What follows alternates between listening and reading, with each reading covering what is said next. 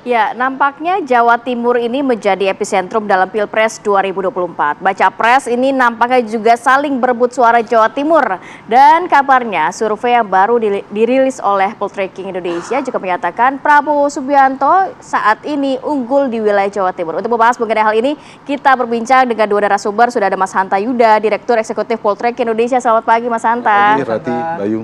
Kemudian juga sudah bergabung bersama kami via Zoom Prof. Karim Suryadi, Guru Besar Komunikasi Politik Universitas Pendidikan Indonesia. Selamat pagi, Prof. Karim. Selamat pagi, Mbak Rati, Bayu, Bang Hanta. Baik.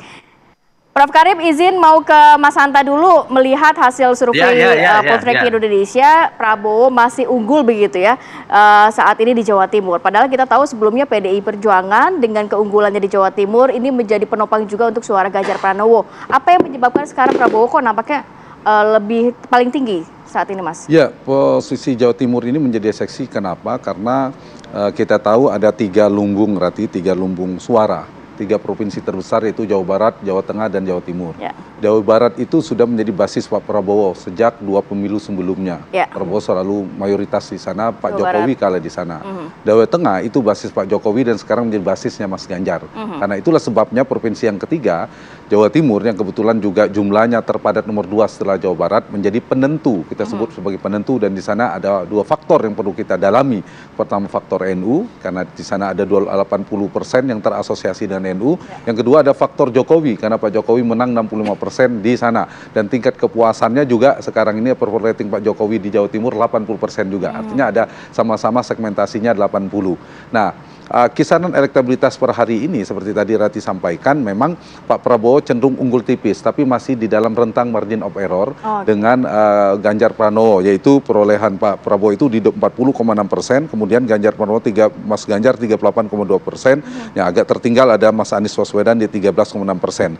Sebelumnya di survei kami 3 bulan yang lalu itu masih Mas Ganjar sedikit, masih di rentang MOE. Mas Ganjar itu 35,6%, Prabowo 34,8%, tapi 3 bulan kemudian Prabowo mengalami kenaikan sekitar 5,8%, sementara Ganjar mengalami kenaikan 2,6%, jadi cross di situ. Jadi kenaikannya beda, sehingga sekarang posisinya Pak Prabowo yang di atas Mas Ganjar, tapi masih di dalam rentang margin of error survei ini. Tapi ini setelah marginnya 3,1%, karena kita menggunakan 1.000 responden tatap muka ya, bukan survei telepon, bukan tatap muka langsung. Mas Hanta, ini setelah deklarasi Anies Muhaimin Iskandar, dan nanti kan memang suara NU kan juga cukup besar di wilayah Jawa Timur. Apakah ini juga mendongkrak kalau melihat hanya berkisar belasan persen untuk Anies Baswedan? Ya, termasuk ini kita ambil datanya sejak tanggal 25 September sampai dengan 1 Oktober, masih baru sekali. Artinya setelah deklarasi, termasuk bisa mengukur itu. Dan kalau kita lihat setelah kita klaster, kita dalami, kita cross tabulasi kepada pemilih NU, itu 80% pemilih itu sebarannya ke Pak Prabowo 41,7%, kemudian ke Ganjar Pranowo, ke Mas Ganjar 37,5%, ke Mas Anies Baswedan 14,6%. Jadi mirip dengan urutan elektabilitas tadi secara umum, sebaran pemilih NU. Jadi bisa dikatakan pemilih PKB belum berhasil, atau Caimin belum berhasil mendongkrak membawa basis masanya untuk Mas Anies Baswedan. Tapi kalau misal kita dalami dari subkultur ya, aglomerasi dari subkultural dari beberapa wilayah di sana itu, misalnya Mataraman sejak awal basisnya wilayah merah, basisnya Pak Jokowi, sekarang itu menjadi basisnya Mas Ganjar. Ya, daerah-daerah yang ke arah Jawa Tengah. Tapal Kuda itu dimenangkan oleh Pak Prabowo, itu basisnya Pak Prabowo sangat tebal di sana. Nah, Madura yang agak Pak Prabowo dulu sangat menang telak, tapi di sana agak turun. Di sana Anies Baswedan yang menguat. Jadi itu wilayah yang abu-abu kita istilahkan, yang sama-sama kuat antara Anies dan Prabowo di Madura. Sementara dua wilayah subkultural lainnya, Pantura dan Arek itu Malang, Surabaya, Sidoarjo dan lain-lain, dan Pantura itu pertarungan yang cukup keras antara Ganjar dan Prabowo. Itu wilayah. Ini kan survei yang dilakukan Mas Hanta kan mengcapture ya untuk di Jawa Timur. Sebelumnya Jawa Barat juga ya Mas ya? Ya, betul. Jawa Barat Pak Prabowo waktu itu. Ya, betul. Jawa Tengah Pak Ganjar gitu. Ya. Dengan adanya survei yang disampaikan oleh Mas Hanta ini bisa mengcapture juga bahwa nanti Jawa Timur ini memang benar-benar menjadi kunci bagi capres dan juga cawapres. Betul, karena tadi itu dua hal ya, pemenang, karena Mas Ganjar, kita bicara dua dulu, Mas Ganjar megang Jawa Tengah, Pak Prabowo sudah megang Jawa Barat, maka Jawa Timur menjadi kunci kemenangan.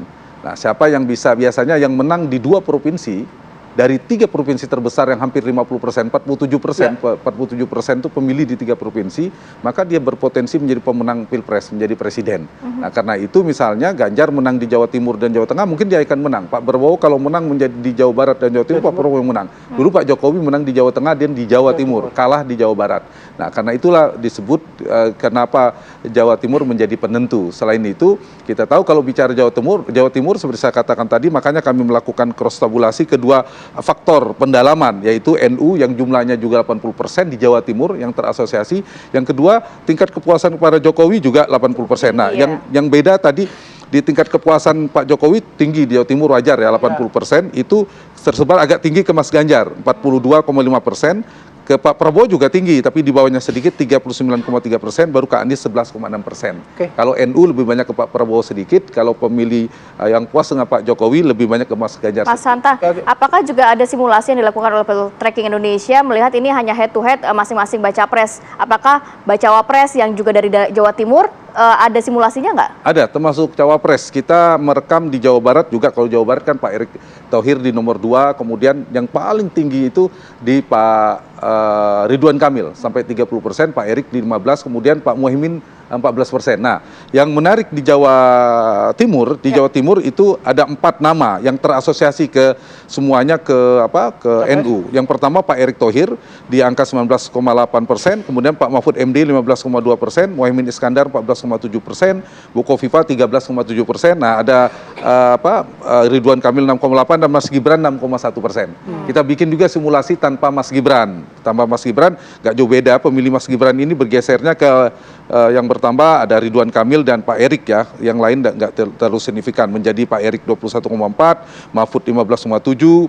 Muhaimin 14,8%, Kofifa 14,7%, nah baru Ridwan Kamil 7,4%, yang lainnya Sandi 4,6%. Jadi berputar di antara nama itu. Jadi kalau bicara Jawa Timur ada 4 nama yang kuat, Erick, Mahfud, Muhaimin dan Kofifa. Dan keempat-empatnya terasosiasi NU, baik secara struktural maupun secara kultural. Itu nama-nama cawapres. Nanti kita juga tanya soal head to head antara capres bila 2 capres ditarungkan begitu. Nah, saya ke Prof Karim dulu. Prof Karim, kalau melihat tadi apa yang disampaikan oleh Mas Hanta begitu, kalau lihat kondisi dari surveinya Poltreking, Jawa Barat, kemudian Jawa Tengah dan Jawa Timur ini bisa menjadi kunci untuk kemenangan pasangan capres cawapres.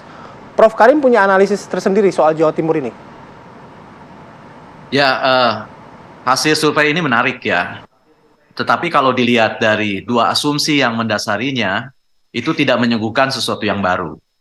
Yang pertama, asumsi bahwa 80% pemilih Jawa Timur itu adalah NU, itu fakta yang tak terbantah dari dulu. Dan dari dulu juga bahwa suara NU itu cair. NU tidak monolid. NU sudah pernah mengusung ketua umumnya menjadi calon wakil presiden, tapi kalah gitu ya. Nah, jadi kalau sekarang misalnya ada pembelahan yang sangat nyata di level akar rumput NU, itu tidak aneh. Jadi saya katakan ketika ketua umum PBNU menjadi calon wakil presiden malah membelah diri menjadi NU struktural dan NU kultural. Bahkan ada NU original ya, yang dideklarasikan oleh beberapa aktivis NU di pesantren Siwaringin, Cirebon. Nah, jadi NU tidak monolid. Nah, apa pentingnya? Pentingnya adalah suara dalam pemilu itu kan tidak berwarna ya. Mau hijau, mau merah, sabodo. Yang penting one man, one vote, one values gitu. Jadi Jawa Timur ini menurut saya ya jinak-jinak merpati ya Mas Hanta. Seperti jinak tetapi ternyata liar dan cair gitu. Karena NU tidak monolid. Itu yang pertama. Yang kedua, asumsi bahwa Jawa Timur dulunya atau pemilu sebelumnya ke Jokowi, kemudian sekarang pindah ke Prabowo, atau misalnya Prabowo menang padahal basisnya basis NU atau basis partai-partai NU, itu juga bukan hal yang baru. Kita melihat bahwa ada fenomena pemilih tidak menempatkan telur dalam satu keranjang. Jadi artinya dia memilih partai yang berbeda untuk legislatif dan presiden juga yang berlainan. Nah, saya pernah lama ya di tapak kuda dan berbicara soal pemilu ini, soal pemilu, soal pilihan politik. Ternyata filosofi surga, manut, neraka, katut itu hanya berlaku untuk masalah-masalah yang susah dipecahkan. Nah, sementara untuk masalah presiden, wakil presiden itu dalam masyarakat biasa saja tidak dikategorikan sebagai masalah yang terlalu susah. Artinya apa? Artinya mempertimbangkan 1 orang, 2 orang itu lebih mudah ketimbang memilih puluhan orang yang mau menjadi legislatif. Jadi fakta yang saya temukan di tahun 1996 ya, berbincang banget saya lama ketika menyusun disertasi tentang relasi NU dan politik, ternyata filosofi itu, jadi bagaimana sikap takzim mereka kepada kiai lalu dibawa sebagai tabaruk politik itu hanya ketika mereka menemukan misteri politik yang susah dipecahkan secara individual dan tidak mendapatkan rujukan secara sosial, antara lain ketika harus memilih puluhan orang yang mau menjadi anggota legislatif. Itu yang pertama. Nah, soal Jawa Barat menarik sekali gitu ya. Prabowo masih unggul, tetapi jangan lupa bahwa keunggulan Prabowo di 2019 itu ditopang oleh Partai Keadilan Sejahtera yang bekerja sangat masif, kemudian kayak semut gitu ya, dan dia bergerilya seperti pasukan infanteri. Nah, sekarang PKS sudah ada di sebelah. Pertanyaan saya sebenarnya adalah Prabowo akan bertahan di raihan suara seperti yang digambarkan oleh poltreking ini. Saya percaya untuk hasil hari ini seperti itu. Tetapi saya menaruh pertanyaan yang sangat besar, apakah itu akan bertahan atau tidak? Kenapa? Karena suara-suara yang saya dengar dari diskusi-diskusi yang saya ikuti, kona dan najanya mempertanyakan. Kenapa? Karena momentum yang terjadi 2019 dengan 2024 itu berbeda. Momentum itu apa? Momentum itu adalah saat ini di Jawa Barat adalah musim semi. Musim semi tentang isu keterwakilan Jawa Barat gitu ya. Kenapa? Sebab kalau dilihat dari presiden, 7 presiden asal Jawa Barat 0. Wakil presiden 11. Jawa Barat hanya 1, Umar Wirahadikusuma. Dan itu pun lebih dinilai karena ia berkarir sebagai militer. Kemudian Perdana Menteri, selama Indonesia berdiri ada 11 Perdana Menteri. Jawa Barat 1. Kemudian anggota MPR ada 15. Jawa Barat juga cuma 1. Nah, jadi musim semi isu keterwakilan itu, itulah yang akan menentukan arah kemana dukungan Pilpres 2024 ini. Sebab harus saya declare seperti halnya di provinsi lain gitu ya. Jawa Tengah, Jawa Timur, tidak ada 1 orang pun yang bisa merangkum, tidak ada orang yang bisa merangkum keragaman opini dan pendapat ke dalam 1 arah. Tapi ketika ada sentimen publik yang dirasakan bersama, itu bisa membimbing gitu. Jadi menurut saya, itu salah satu yang akan menjadi penentu, apakah suara Jawa Barat akan seperti terdedah seperti saat ini, karena sekarang kan masih ada yang ditunggu. Ditunggu dengan disclaimer bahwa MK tidak merusak akal sehat begitu ya. Kenapa saya bilang tidak merusak akal sehat? Pertama, ketika partai politik didirikan 3 November 45 anjuran pemerintah untuk mendirikan partai politik, tegas dikatakan tugas partai politik adalah membimbing segala alam pikiran ke jalan yang teratur. Dan MK menjadi keteraturan itu, menjaga keteraturan itu agar konstitusi ini tetap menjadi bernilai normatif, tidak dijatuhkan ke dalam nilai semantik, yakni konstitusi hanya sebagai sumber dalih pembenar atas keputusan dan tindakan politik. Jadi saya melihat ya hasil survei Mas Hanta juga disclaimer-nya begitu ya Mas Hanta, hanya akan berlaku ketika keadaan normal seperti ini tetap dipertahankan. Jadi itu menurut saya analisis saya tentang kecenderungan di Jawa Barat, kemudian di Jawa Timur. Meskipun kita melihat apakah misalnya simulasi-simulasi yang dilakukan itu akan kena gitu ya. Sebab seperti misalnya simulasi yang dilakukan Partai Nasdem kan belum pernah ada sebelumnya ya, simulasi Amin gitu ya. Nah, jadi entahlah biarlah hal itu terjadi, tetapi menurut saya misteri itu merupakan salah satu daya tarik. Nampaknya kita sudah mendapatkan poinnya, nanti akan ditanggapi oleh Mas Hanta, tapi kita harus tahan dulu sejenak, kita akan kembali usai yang satu ini. Tetap bersama kami. Oke, kita kembali lanjutkan perbincangan. Tadi sudah ada tanggapan dari Prof. Karim, kita ke Mas Hanta. Mas Hanta, kalau melihat apakah senada juga dengan yang disampaikan Prof. Karim bahwa saat ini apakah datanya masih akan sama sampai dengan akhir nanti karena memang terlihat masih ada musim kemarau, keterwakilan dari wilayah Jawa Barat dan kedekatan, selain itu juga pertanyaan lainnya, kedekatan dari Pak Prabowo dengan Pak Jokowi ini apakah juga membawa nantinya untuk wilayah suara Jawa Timur dan Jawa Barat dapat ke Prabowo Subianto? Ya, selalu tentu capture terhadap peta politik dinamis ya.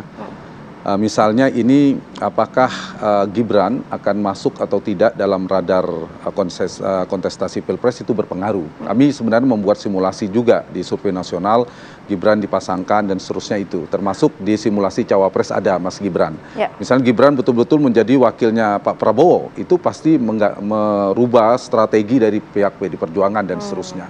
Itu satu hal ya.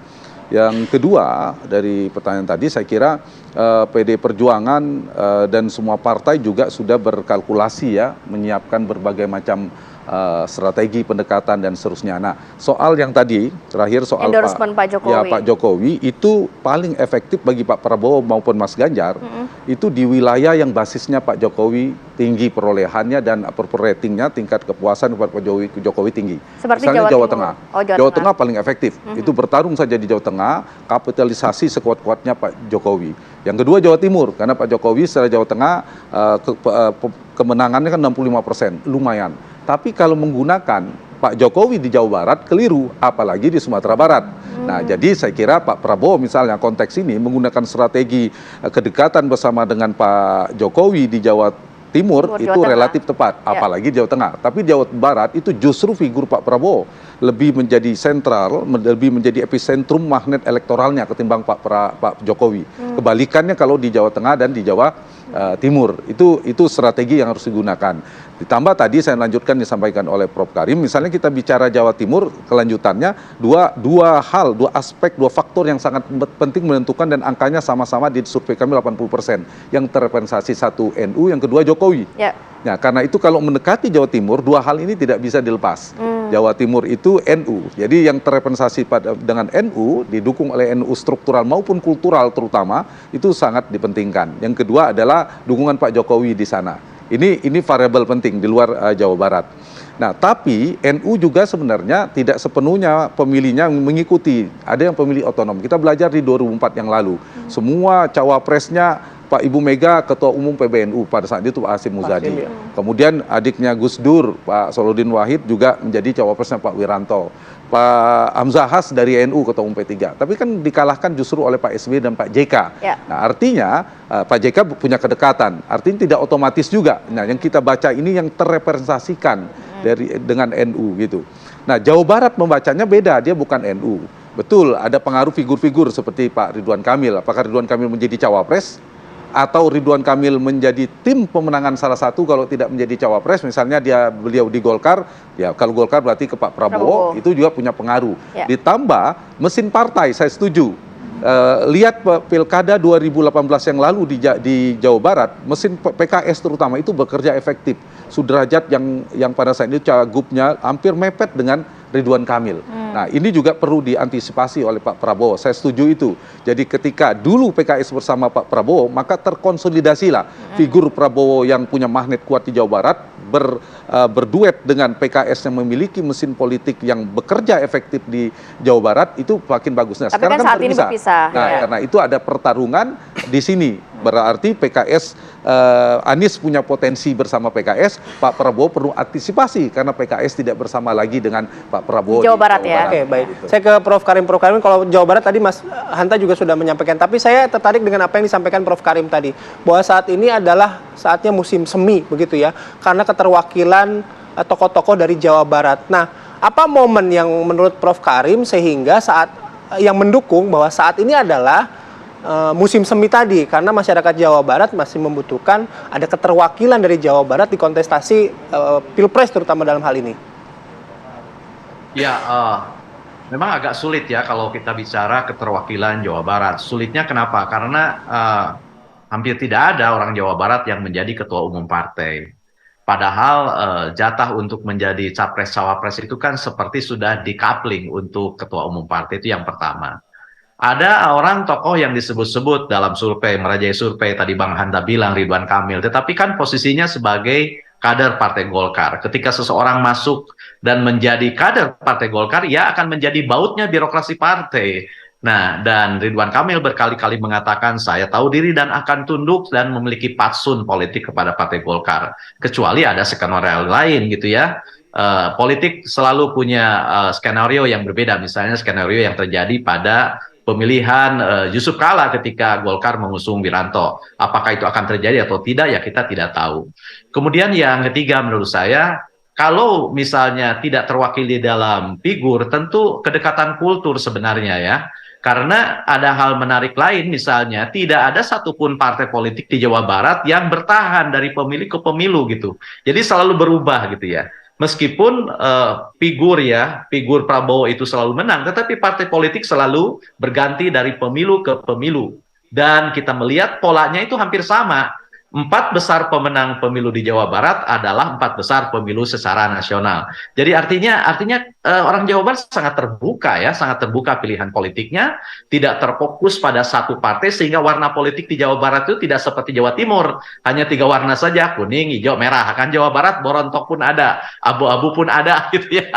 Nah, jadi tinggal sekarang bagaimana mereka tampil, klik dengan pikiran dan perasaan Jawa Barat. Benar apa yang dikatakan Bang Hanta tadi.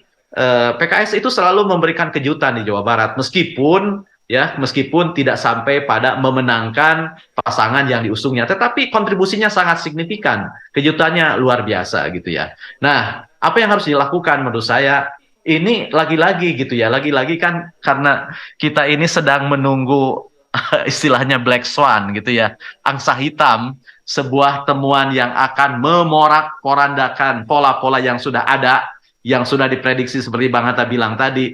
Ini menjadi agak sulit sebab benar kata Bang Hanta tadi, Jawa Barat itu dalam satu sisi bisa menjadi antitesis Jawa Timur ketika seorang calon mengidentifikasi sebagai Joko Widodo gitu ya.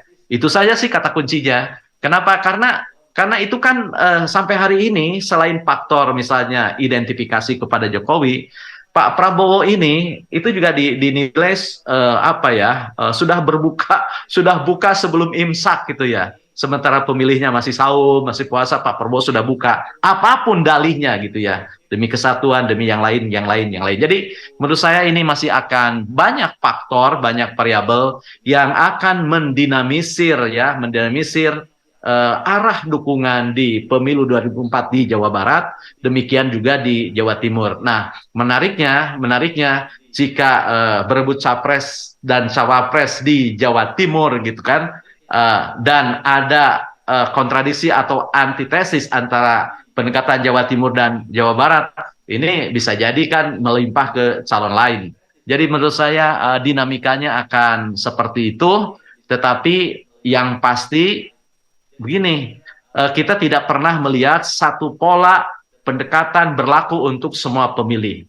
Kalau kita melihat misalnya dari pendekatan kemungkinan elaborasi pemilih, bahwa yang menjadi faktor penentu apakah pendekatan yang diterapkan oleh kandidat presiden, wakil presiden akan diikuti atau tidak, itu kan tergantung kepada faktor keterlibatan, involvement, keterlibatan dengan politik. Bukan soal agama, bukan soal suku, bukan soal kedekatan geografi atau profesi, tapi keterlibatan.